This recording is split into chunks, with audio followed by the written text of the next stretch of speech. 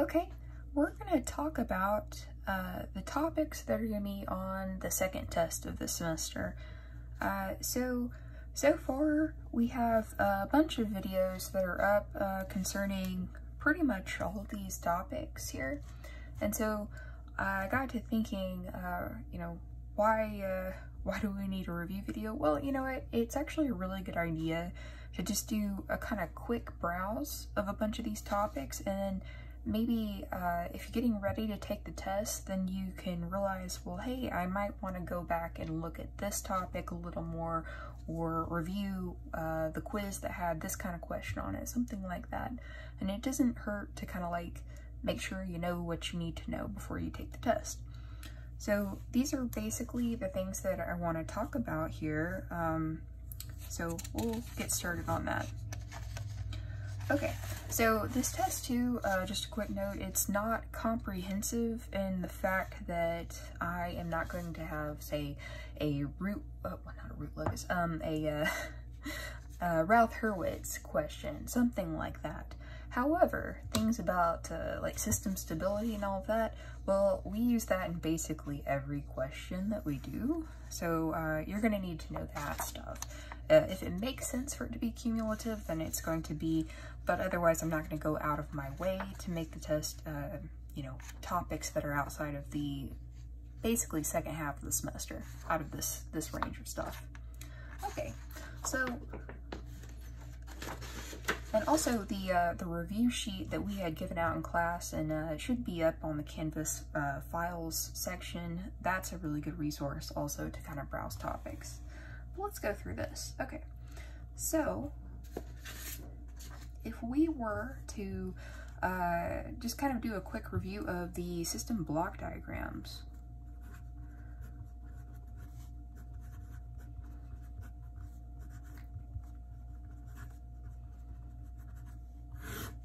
Okay, system block diagrams, well, what you would want to concentrate here on is how do we find the equivalent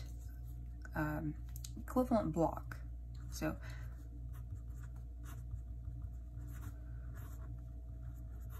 we called it two different things. It was G equivalent for just a generic block, or a closed loop block, GCL for the entire closed loop system. Okay, so how to find that? Well, essentially what you would want to do in our basic procedure, and I'm going to do a really quick basic example here just to kind of illustrate this. Let's say we had a G1 and a G2 here, and we had let's say our output here, and we have some input, and we'll call that input an X1. So you have something like this, and I ask you to find the equivalent block. The block, in other words, this equivalent block would be able to replace this entire center part. So right here, all of this could be replaced by one block called G equivalent. Okay, so we had a basic procedure to run through for this. It first started with labeling the lines, and that is all lines that are not already labeled.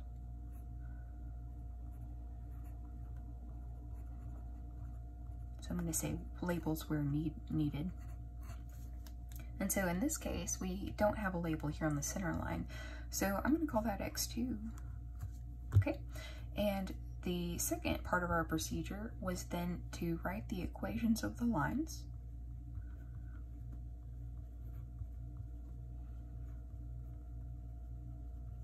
Okay, now this is a really simple example, so we don't have very much to do here, but in short, I'm going to expect to have two different equations, and I find it good to start from the back part and work forward. So say like I would write an equation for y first. We'd have y equals, and then as we work backward, we see G2, so it'd be G2 operating on the input to G2, which is X2. So just like that, and that's our first equation. We're going to expect to see 2 because this is a very small diagram and we can just kind of see that through observation. But in general, you're going to want as many equations as you have you'll want to have the output involved and up to the input. So make sure that when you're done writing all of your equations, you have both of those elements included in your equation base, okay? And every line should be covered. All right, so the second equation would be x2 equals g1, and that operates, as we work backward, operates on x1. Okay, so we have our output y included and the input x1, and I have no lines in here that are not already included in an equation. So that's how I know I'm done. Okay, and so number 3 would be to combine the equations. And I think I wrote this 2 different ways, either included it in step 3 or put it as a separate step 4, but the next part after combining those equations would be to get it in an output over input form. Okay, all right, so let's do step 3 and 4. As we do that, we can rewrite y equals g2, and then we replace the x2 with this equation here. And I am only doing that in one step because this is such a small problem. If I had a network of equations, then I would not do that. I would do it in multiple steps. Okay, so now that's step 3 done. Let's do step 4, which is to get it in the output over input. For this system, our output is y. Our input is this x1. So I want to get it in a y over x1 kind of form. Okay. And so if I do that, if I divide through by the x1, I have g2, g1, and then that becomes my g equivalent. Okay.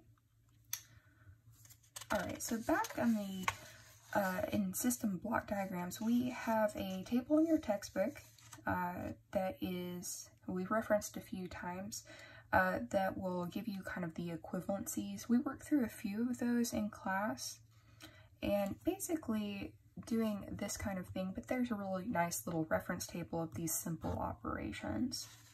Okay. The other thing I want to make sure I cover in this review about the system block diagrams is getting the closed loop form. So I know that there's at least one video where I've done that, where I found the closed loop form for the system, the standard system. So let's do that real quick.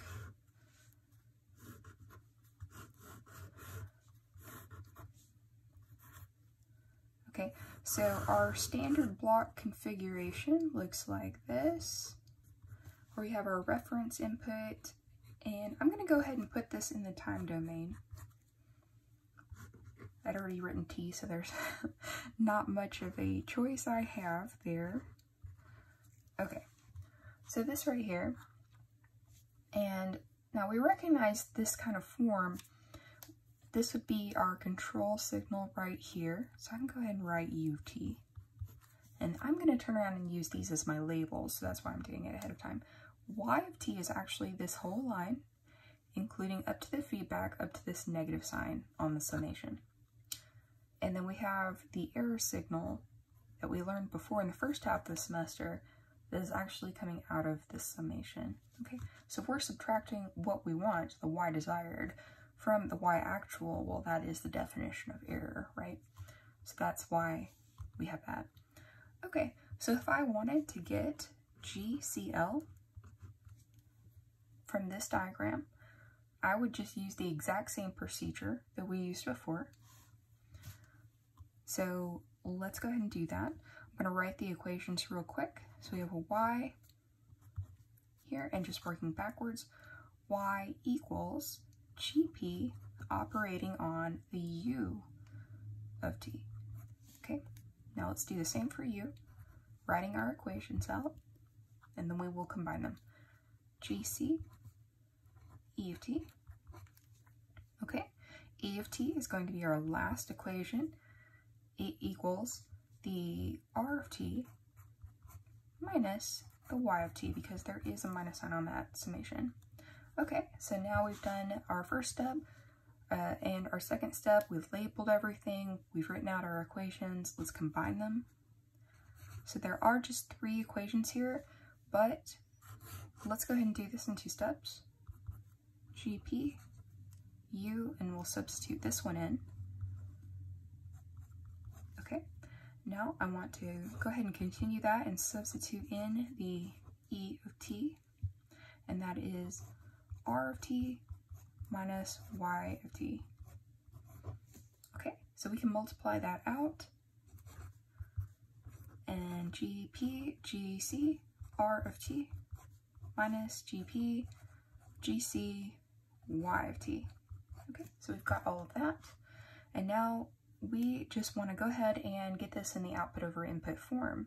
So we've made our whole substitution. This is our form we're working with. Okay, so I'm going to go ahead and move this whole y term over to the left-hand side. So I've got y plus GPGC times y equals GPGC times R of t. Okay, so we've got all that, and we have a 1 plus, now I'm just pulling the y element out of here, and we've done this a couple of times before. So that's probably no surprise to you, but we did that. And then we write y over r. I'm dividing through by the r, and I'm going to divide through by this coefficient in front of the y. We've got GPGC over 1 plus GPGC. Okay, and then that becomes my GCL. Okay, so now you're probably used to seeing the other form of this, and in particular what happens with the denominator, and that would be the QCL, and that's what we use to design our GC most of the time. That's the most important part of this whole equation for that reason. Okay, so developing QCL depends on having this already. So you'll definitely want to know, how do I get here for a standard system, as well as something that is an alternate system? Nothing too bizarre, but I did one example in one of the earlier videos where I did an alternate configuration, and so that's a really good thing to know as well.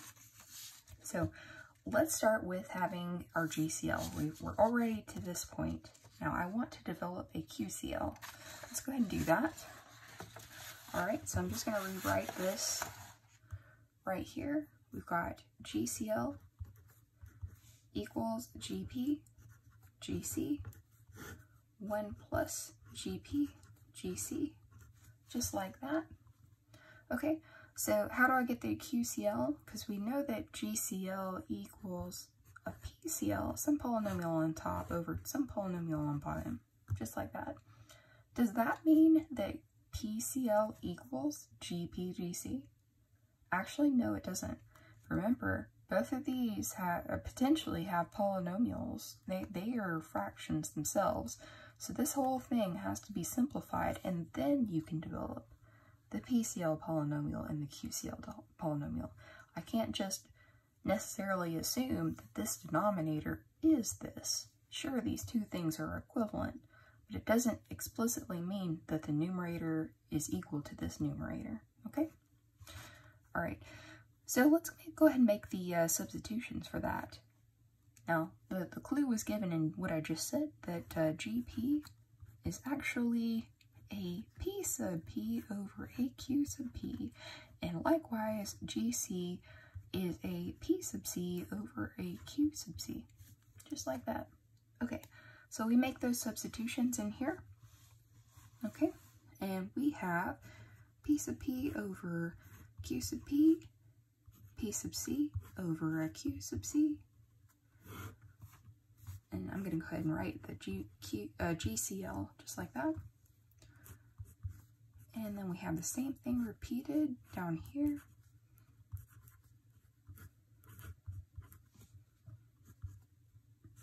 Okay, so I'm going to multiply these through, and then we're going to start simplifying.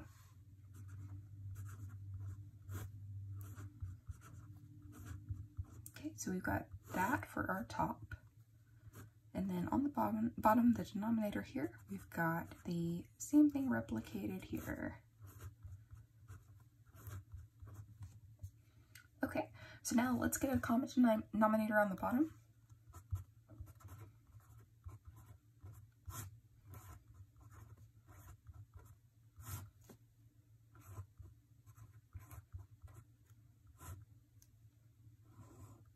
Okay, and then we can just go ahead and add them together, and almost wrote a Q there.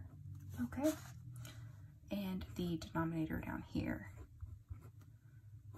Okay, so I've got a fraction over fraction. Let's take the reciprocal and do the multiplication. So over here, we'll do PC and P sub P, just like that. And we should expect to do at least one cancellation here whenever we are developing the ultimate form of the GCL.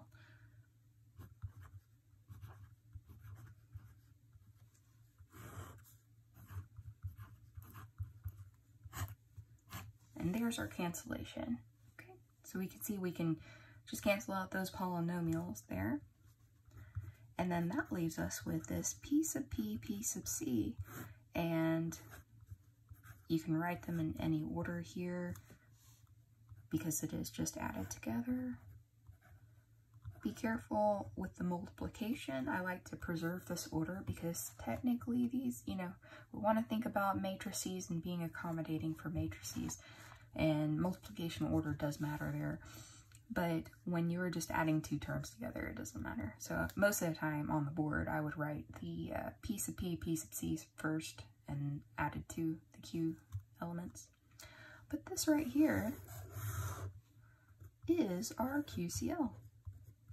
And then that would make this element, which we didn't talk about too much. We didn't use this for any designs or anything, but the P sub CL, it represents all of the zeros in our closed loop system, and whereas the QCL represents all of the poles in our closed loop system, and this is the one that matters for stability for us. And so this is what we're using to design with the G sub C. Okay, so that's where that comes from. This looks this looks this way for the standard configuration, for that standard configuration that we were talking about. However, if we did an alternate configuration, we wouldn't necessarily have this equation as our QCL. We might have a different equation. So if you have an alternate configuration, make sure you do develop this equation and don't just assume you can use the same one. Okay. All right. So let's do some G sub C design work. Okay, that is a big topic. We spent a lot of time on it, designing the G sub C. So now we already have our QCL. We can use that. So I'll just rewrite that right here for us. Okay. All right, so we designed G sub C for a bunch of different cases, and really the simplest case is where we had no disturbance and we were just trying to stabilize the system. That's where we started out. And so the trial designs for a case like that, let's say stabilization and no disturbance. Those cases like that. Well, the trial design in that case would be a standard set. You can always rely, if you have stabilization and no disturbance, it is going to follow a formula. Other than that, if either of these things changes or both, then you will have a different trial set of designs that you have to come up with every time. And we saw that in the homework, and we saw that on at least one quiz that I can think of, where we had different conditions and you had to list the number of free S's. But for right now, let's not talk about free S. Let's just list out the trial designs. Okay, so G sub CS, for this case, we would just start listing out these trial designs just like this.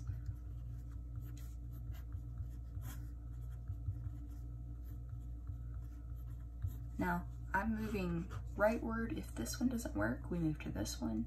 If this one doesn't work, we move to this one, and so forth. So I'm going to list 4 out here. That gives us a pretty good sense of how this thing develops. Okay, so as we move across here, we always want to start out with having at least a gain. So this KC is our gain. And as we move in complexity, if this one doesn't work in our design, and what we're doing is plugging GC into this QCL, half of these elements are already given to us by the problem. We will always be given a GP in a problem. That is your plant. But GC is often something that you will design. So as you plug in these elements here, you want to evaluate the QCL and see, can I stabilize it with the control gains that I have available to me? If you can't, then you need to step up the complexity of your control design. Okay, so you'll notice that as we move along in complexity, I'm adding in more gains. Here we gain an A, here we gain a B, here we gain a C. I'm also trying really hard not to add anything, particularly S's, onto the denominator. And there's a really good reason for that. And you probably have already noticed with our homework and such, but the more complex that the denominator is, the higher order QCL that you'll have to deal with. So it also does depend on your G sub P, your plant that you start out with, but you can add complexity real quick by just adding the S elements on the bottom. So you want to not do that unless you absolutely have no choice. Hope that makes sense. So as we move across here, we gain more parameters that we can choose. The more that we can choose, the more flexibility we have in our design. So basically, let's do an example here. I think I have plenty up in other videos, but we'll just do one just real quick. So let's say I have a GP given to me. Again, stabilization, no disturbance. So we're using these trial designs. Either of these things change, you know, this would not apply. But G sub P of S, let's say I have something that is S plus 3 over S plus 5. Okay, so this is actually a stable plant, by the way. Doesn't mean that we can't design a control. There is a reason you would want to do that, and it's if the response is not good enough, if it doesn't reach 0, if it doesn't stabilize quickly enough, you could design a control to make it stabilize faster. Okay, so that's just one example of why you would want to do that. All right, so let's go ahead and use the GP and our first trial GC and see if we can make this stable. And actually that kind of bothers me that we have a stable plant. Let's just change that. There we go. Now it should be obvious. Okay. So QCL, that's what we'll evaluate. All right, let's plug in our QP. QP is S minus 5. All right, plug in the QC. Again, we're using trial 1, so that is just a 1. P sub P is S plus 3. And then the P sub C is a KC, just a gain. All right, so what we want to do now is multiply this out. And so we still have the S minus 5 here. And then we have a plus KC times S plus a 3 KC.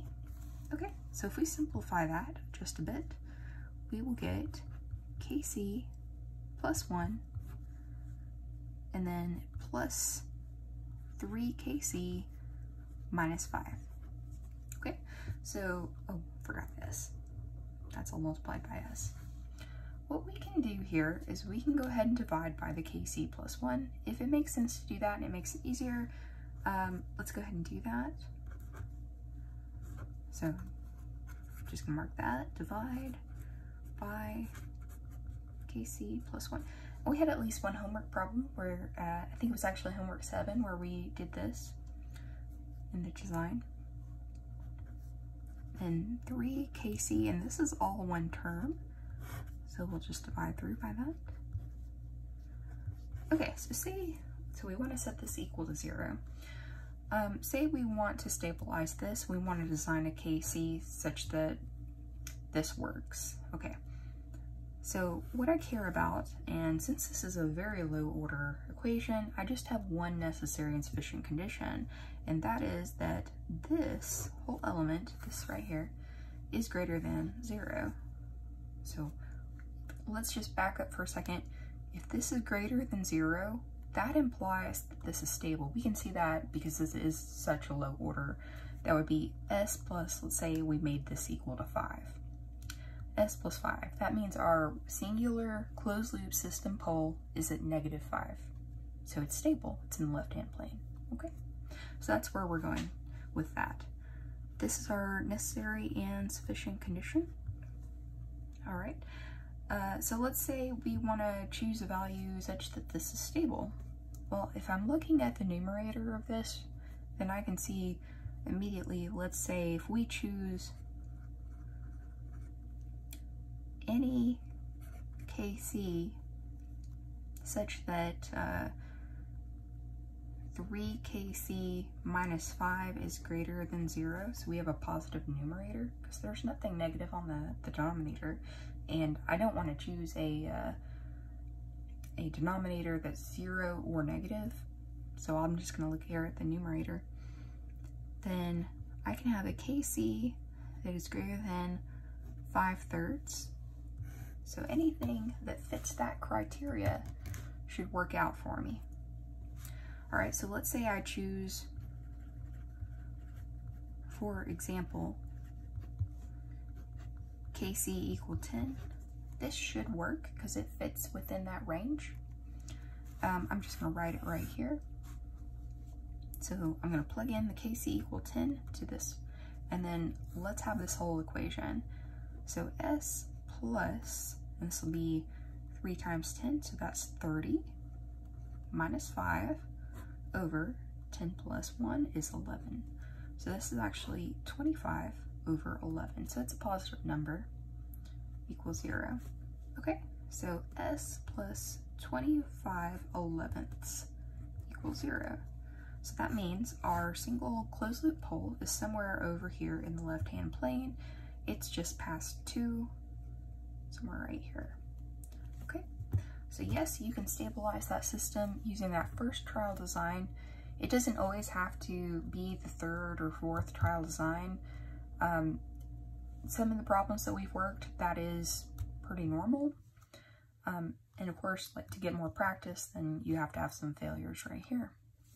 And so that can possibly happen, though. You can use the first trial. Sometimes that works. Okay, but as far as stabilization and no disturbance, this is the procedure you would use. It's pretty normal. The trial designs are standard, but let's now look at making this a little more complicated. Okay, so let's say we had a few different cases. And then I think the first one we went over in class was the disturbance case.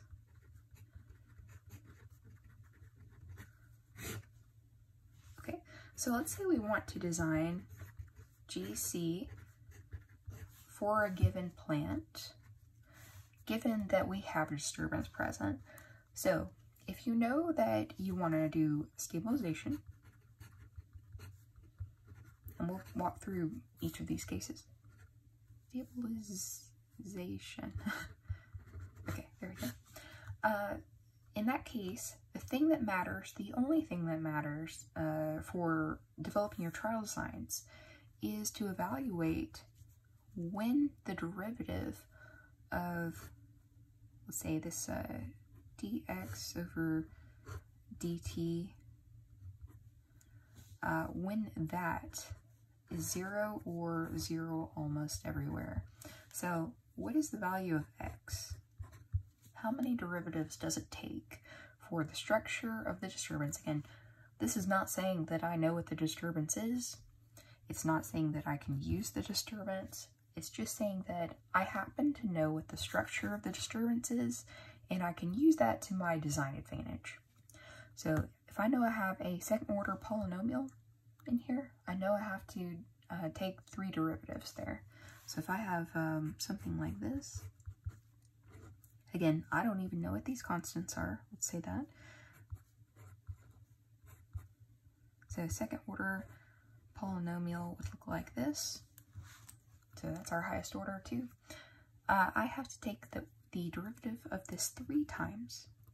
And what does that tell me? It tells me the number of free s's that I need. So taking the first derivative here, we can see that that term will go away, but we are left with the c2 from this term. And then we also have 2c3 times d left over from this term.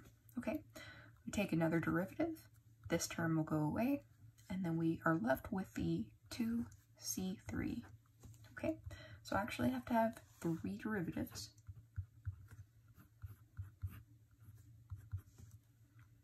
And then that is 0. So I didn't make this stepwise, so I'm okay with writing 0. Remember, if it's stepwise, you can't write 0, you have to write 0 almost everywhere because you just do not know when it changes value.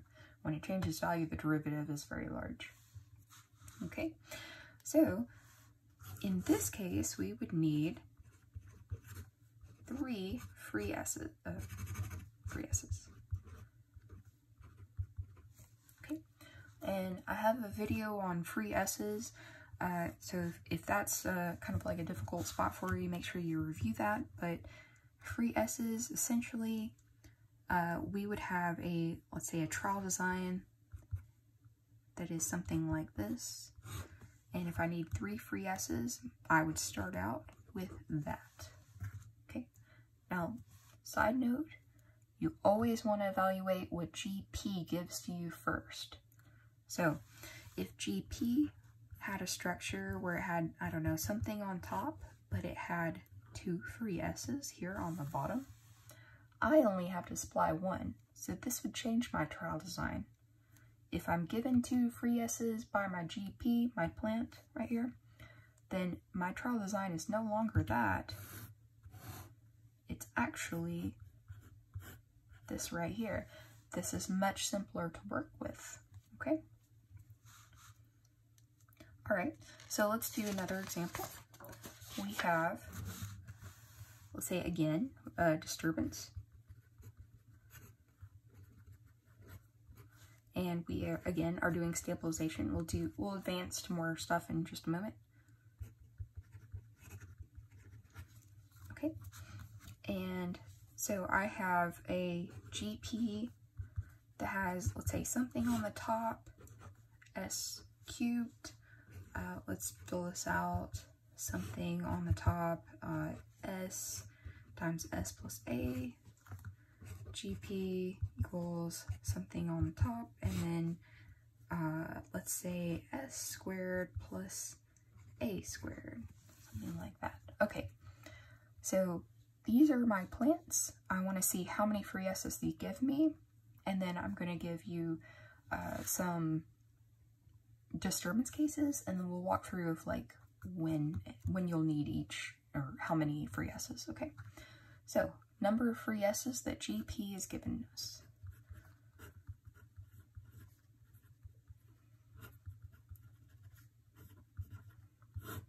Okay, so here, this first one, this s is unattached to any other gain parameter. It is just an s by itself, and there are 3 of them. It's the 3rd power. So we have 3 free s's. Okay, down here in this second case, I have one s that is unattached to any gain parameter and one s that is attached to a gain parameter. I can't use this as a free s.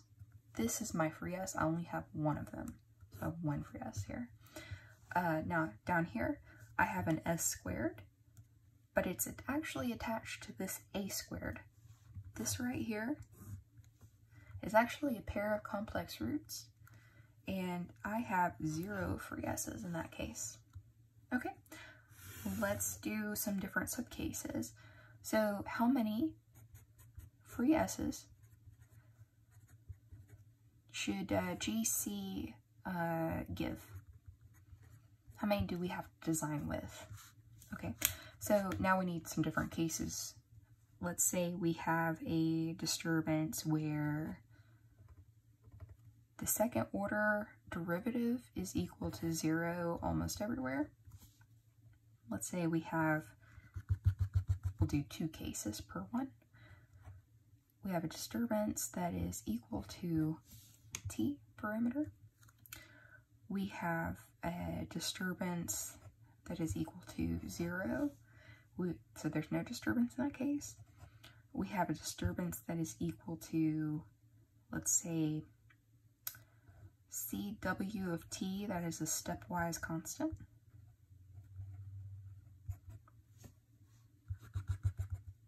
We have a disturbance that the fourth order derivative is 0. And then we have a disturbance down here where just the disturbance is a constant plus ramp. Okay, so I have a bunch of different cases. Okay, so now I want to say how many free S's should we include in our GC for each of these given cases, and we have 6 of them total. Okay, so for this first GP, we have the S cubed. 3 free S's are given to us. So for this first case, where our disturbance second derivative is 0, this number of derivatives right here, this 2, this is how many free S's I actually need. So I don't have to design with any in my GC, okay? And having an extra free S in your plant doesn't hurt you at all. There's really nothing you can do about that. It is your plant, it is your problem. You can't change the problem. So that's fine. Okay, our disturbance here, we only require, let's see, 2 free S's. So if we were to take the derivative here, that would be 1, second derivative, 0. So it actually is the same case over here, except we're not doing anything stepwise. So 0. Okay, GP. All right, number of free S's given to us is obviously 1. If we have a case of no disturbance, of course, I don't have to accommodate anything. So no free S's. Let's say I do have to, I have a disturbance that is a stepwise constant here. I need 1 free S for this, to accomplish this. And so I'm given that by GP. So again, there's a trend here. GC doesn't have to provide anything because that free S is already given to us. Okay, but here we'll expect to have a change in this row 0 for this last problem. I didn't intend that, but that's how it worked out. Okay, number of free S's from GP is 0 for this case. So fourth order disturbance derivative is 0, so it takes 4 derivatives to get rid of this. So we actually need 4 from the GC. None are given from GP, so we have to give all of, or design with all of them for GC. Okay, so let's check this last case, this last disturbance. Take that 1 derivative, and then we have a C2. Take a second derivative, and it is 0. Okay, so it takes 2 derivatives, so we need 2. None are given from GP, so we have to design all of them in our GC. Okay, all right, so I also want you to know how to list out the trial designs for each of these.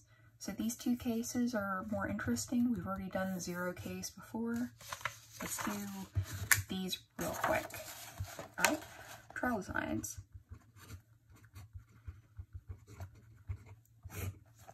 Okay, all right, so case 4 free S's. And then we'll do the case of 2 free S's. Now there's a pattern to this, and the pattern really never changes, but you have to do the evaluations first. Now, depending on that, how many free S's are given to me by GP? Let's see, let's write that out. GP evaluation. Number of free S's actually needed in the problem.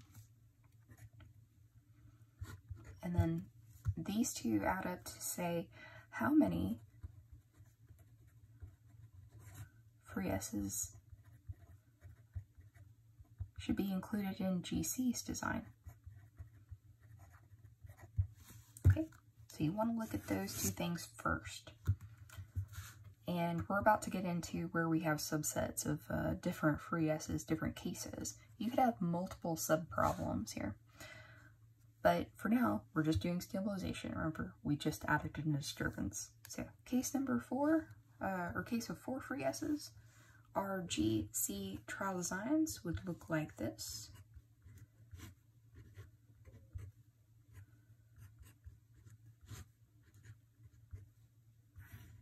Try and box that off as it's kind of running together. We have an S plus A in the second trial. And then we again start with what we have in the previous trial and add the, let's see, S plus B on top here. And then if that one doesn't work, our fourth case would be S plus A, S plus B, we have an S plus C, S to the fourth. Now, that's 4 cases here. If we were to keep going, we could do one more on the numerator, and that would be a KC S plus A, S plus B, S plus C, and an S plus D up here on the top, and then S4 on the bottom.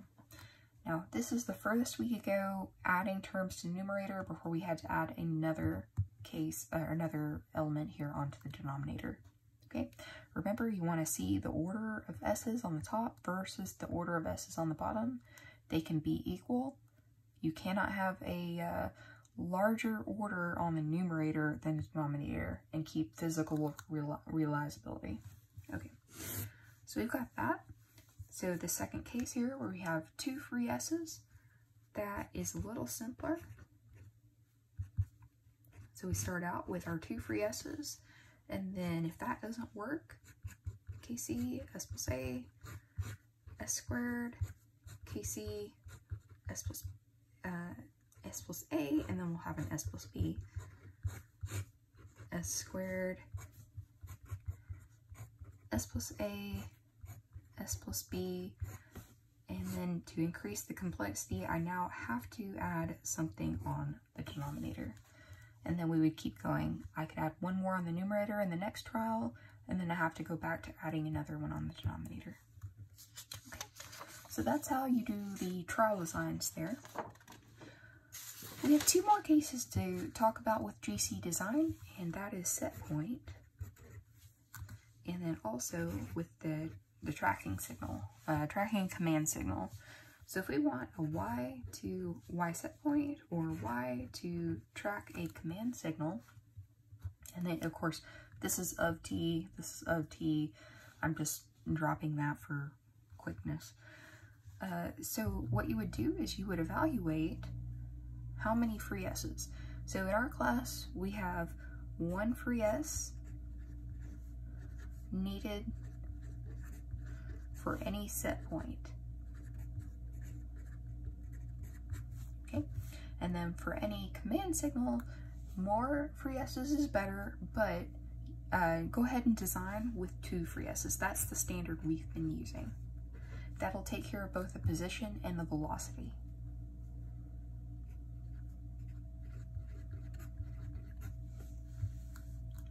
And that's for the command signal.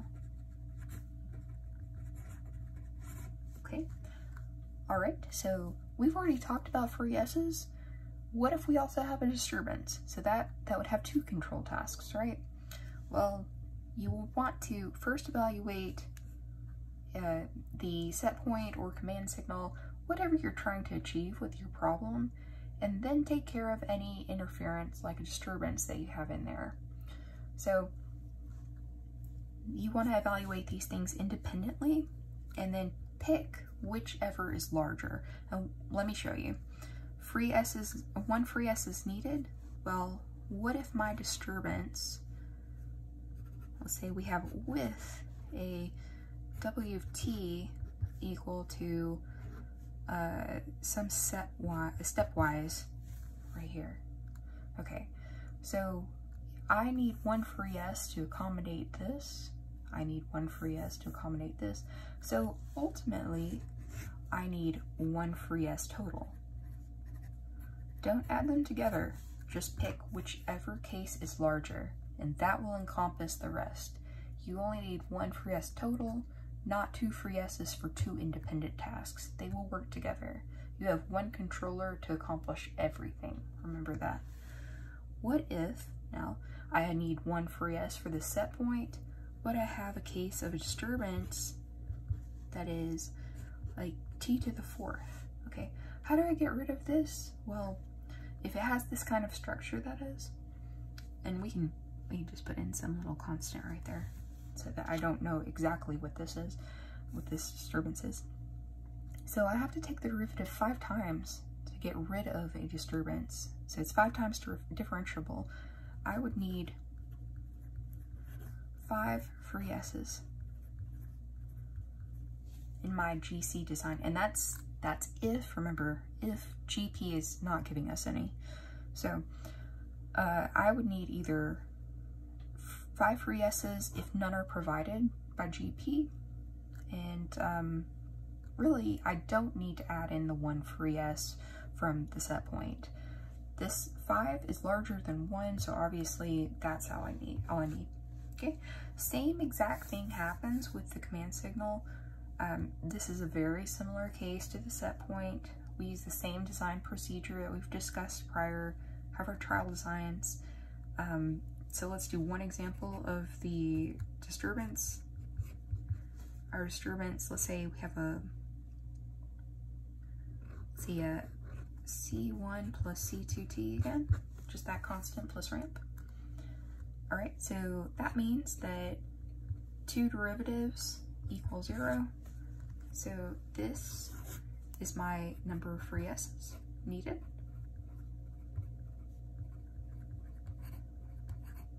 So how many total do I need? Oh, and I didn't intend that, but two total. Okay. If this were larger, if I had to take 3 derivatives, I would pick the larger of the 2, and it would be 3 total, not 2. Okay, so that's pretty much our design procedure. And to summarize that, determine your trial designs.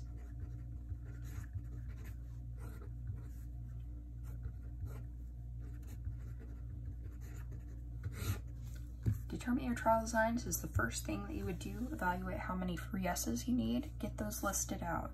List at least 3 of them. And then secondly, plug it in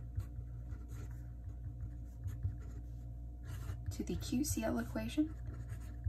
Remember, if you don't have QCL, if you have an alternate configuration, you're gonna have to develop this guy. It's gonna be an equation that you'll reuse, so you wanna do that ahead of time. Okay, 3, once we do that, we evaluate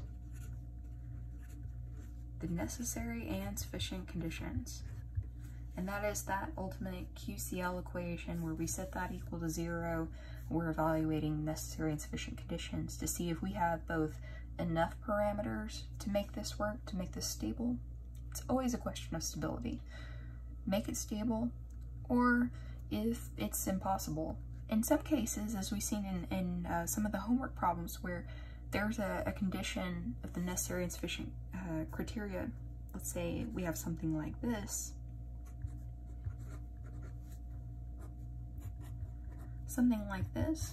where some of the conditions are already met for us. Our conditions would be that this coefficient is greater than 0, and that also this one is greater than 0. And if we have the ability to choose KC, which it's our design parameter, we can do that, then we can stabilize this. But this is already, some of the work is already given to us. We're already good there. Okay. So that's it for the GC design. That was a lot of work, and it was boiled down to just a little bit. So make sure you're good on this. Look over the homework, look over the quiz answers and all of that, if you have any questions over anything like that. Okay. All right, so we've covered the block diagrams, the next thing that came out of that was the math flow diagrams. Now there is a video on Vannevar Bush, and that is what we would be concentrating on. This kind of technique. In particular, Vannevar Bush is applicable when we have, actually we can use it in any case, but we have to use it when we have input derivatives. And that is a case where if you have some kind of a transfer function here, and you have any kind of S term on the top, you have an input derivative. Okay, remember this is output over input. So that means that anything that's on the top automatically will differentiate the input when we cross multiply. So don't get this confused where I'm not saying it's input terms over output, but the form of what happens up here, let me just fill this out as an example. We want to cross multiply this, and then we will see how many input derivative terms we will get in the, or we'll have for the input.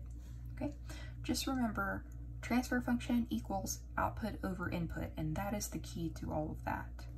Okay, we have done examples where we've gone from the Laplace domain to the time domain and back and forth.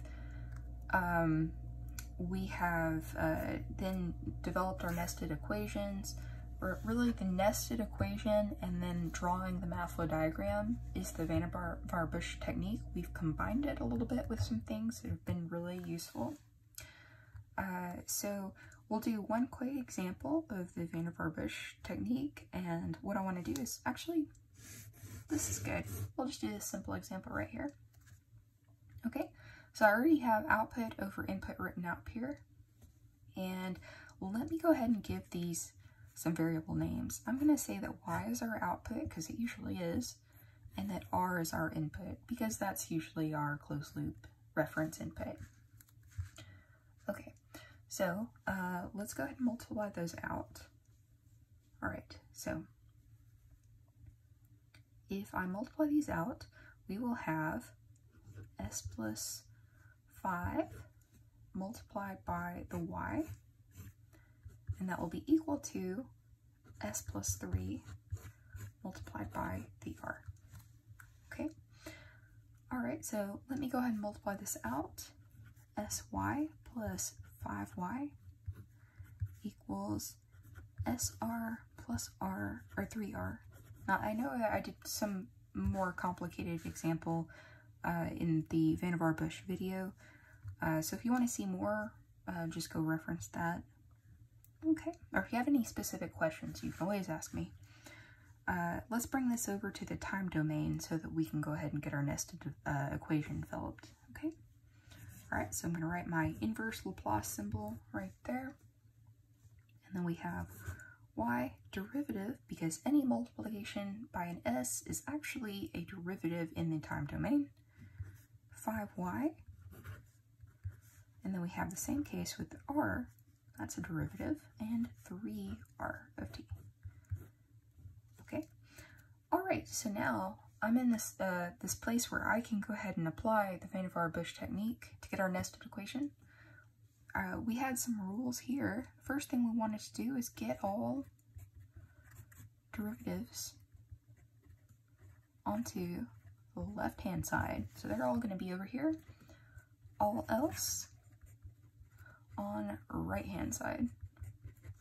Step 2 would be integrate. We have that special way we integrate unit by unit on the left-hand side and all together on the right-hand side. 3 would be to simplify, condense, and reformulate so that we are back in the form of step 1. Okay, all right, and then after that we could draw our diagram. Okay, so let's get this in the form that number 1 is asking for. So we have y derivative. The derivative can stay. This term has to move, and we're going to move this term over here.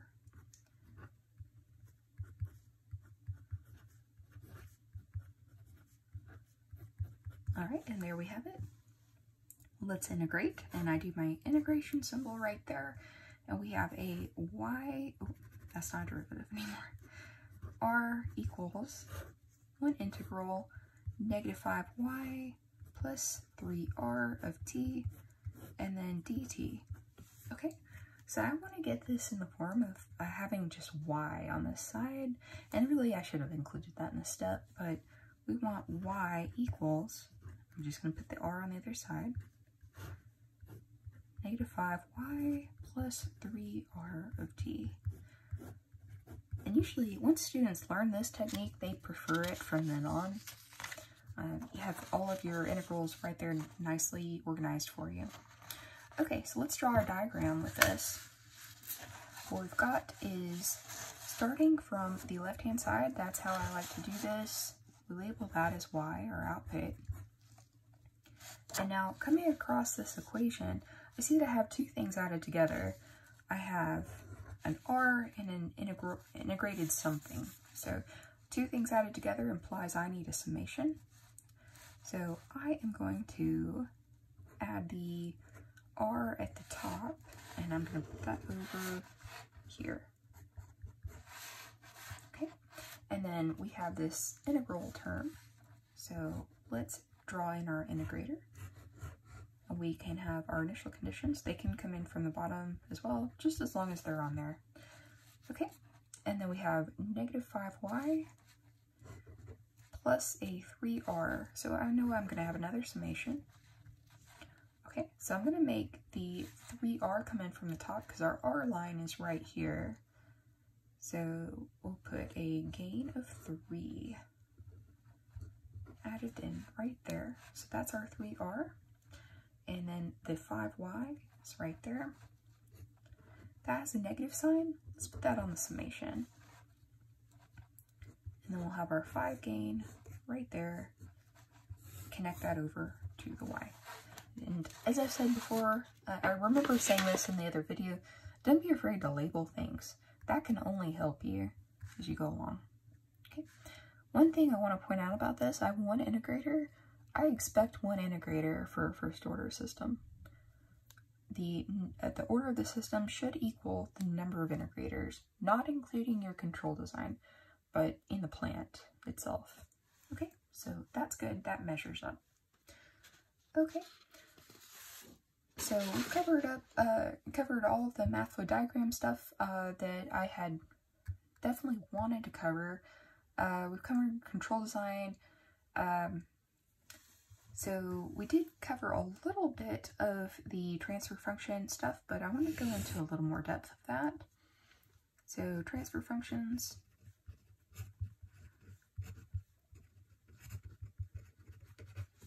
Okay, so make sure that you know how to take a transfer function form, something like what we were just working with. Maybe an s minus 3 over an s plus 5, something like that, and go into the time domain. Again, we just did a little example of that, but that's very important to know where poles and zeros are. So zeros are on the numerator. If you solve that, the roots of the numerator polynomial are the zeros, and these are critical frequencies of the system. As we get more into Bode plots, you'll see what happens with the system based on the zeros. And then the poles here are the roots of the denominator polynomial.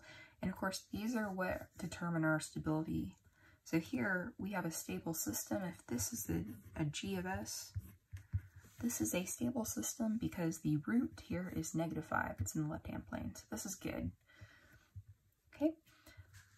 How to evaluate, we already covered this, but the QCL, make sure you know how to evaluate that with the necessary sufficient conditions, all of that. What a homeopathic system is. So if I were to design a GC and I had an unstable GC system, so my transfer function right here was actually unstable, let's say s minus 2 and a 5 S+1, something like that, and this is what my GC design came out to be, then this is actually homeopathic because it is unstable, and we can see that the Q C root is in the right-hand plane, okay? So if I'm stabilizing a system with that, that's the term that we call homeopathic, okay? Using an unstable system to stabilize a system. Okay, let's see, and of course, we've already covered things like designing the roots with ITAE, using some set roots that we chose. Then evaluating the necessary and sufficient conditions, we were already talking about that. So there is a pole zero cancellation concept that I want you to be aware of. We very briefly discussed it in class. There is a separate video just addressing this right here because I did feel like it was very unclear in class based on the quiz results. So basically, this is okay unless you are hiding or masking instability.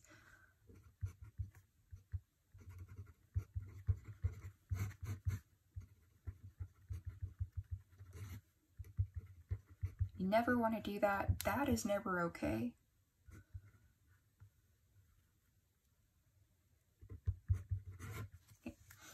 And so to cancel something that is unstable, like a right-hand plane 0 and pole canceled with each other, that is not okay. If it is stable and you're canceling something in the left-hand plane, that's still okay. That's fine.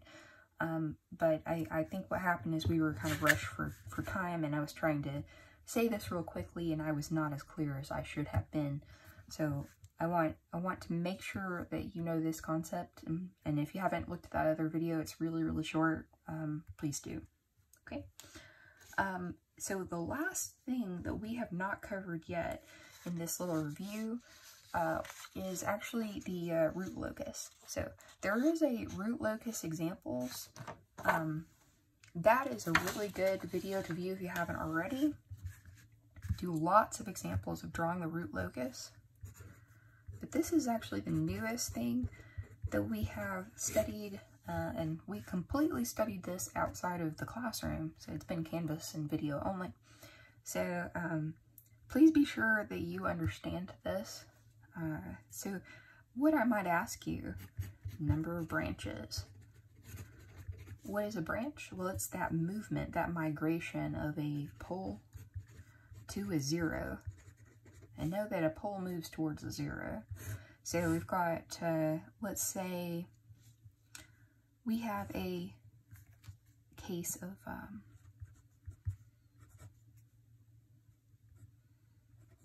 I'm trying to make these both in the right-hand plane. Yeah, actually this has turned out to be a really useful example for us in this review video. Okay, it's like the 3rd time I'm using it. Okay, so mark the pole first. And so this is at +5. Poles are marked with X's. Zeros are marked with circles or zeros. So this is at a +3. And then you want to use that real plane rule. It's the one that we fill in our branches with. And so you want to start from over here and then move your pen across the line. As long as things are on the real axis, then you can fill this in. If we had this pole and 0 out here in the complex area on the imaginary axis, say, this wouldn't apply. But this is one of the most useful rules, and that I think is rule number 3 that we had discussed. But to fill in the branches, the real axis rule, make sure you know that. First thing you do, mark your pole, mark your 0, however many you have out there, and then if it's applicable, use that real axis rule. Here I can use it. So I fill that in, and I move my pen across here, and when I encounter an odd number of things looking rightward, then I can fill in the migration path until it becomes even. So I'm at 0, 0, 0, 1, fill it in until it becomes even again, and that's 2. So no more migration path out here. Okay, and then we also want to denote that that movement is pole towards 0. If there's not a 0, we move towards a virtual 0. Okay, so know what a virtual 0 is. Know the equations that we used. Okay. How do we find the number of virtual zeros? And that is the number is q, and that was just subtracting the number of zeros from poles. So that's number of poles is order of system, it's n. We subtract off the zeros, the n from that. Okay. And then we had some other equations that we were using, the break-off rules, how we use the collisions, all of that the shapes.